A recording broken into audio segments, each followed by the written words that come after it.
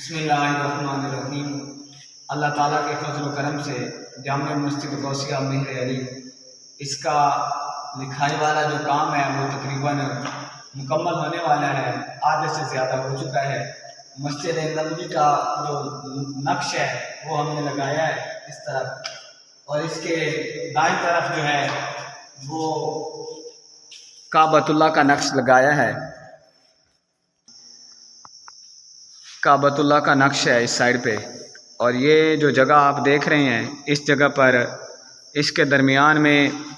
آیت لکھیں گے انما یرید اللہ لیذھب عنکم الرجس اہل البیت ویطہرکم تطہیرا، اور اس کے چاروں طرف، اس آیت کے چاروں طرف 12 اماموں کے نام لکھے جائیں گے انشاءاللہ۔ یہ ہمارا محراب، اس سائڈ پہ کرسی رکھی جائے گی بیانات کے لیے، اور اس طرف جو ہے وہ صرف نماز کے لیے یہ جگہ۔ اس کے درمیان میں ادھر نام محمد ہوگا صلی اللہ علیہ وآلہ وسلم، اور اس کے نیچے پنجتن پاک علیہ السلام ان کے نام ہوں گے، اور اس کے نیچے تمام خلفاء کے نام ہوں گے بما امام حسن پاک کے، جو ہم لوگ نہیں لکھتے ڈر کی وجہ سے کہیں ہم پہ شیعہ ہونے کا فتویٰ نہ لگ جائے۔ علیہ الصلاۃ والسلام کے حدیث مبارکہ کا مفہوم ہے کہ جس نے اللہ کے لیے مسجد بنائی،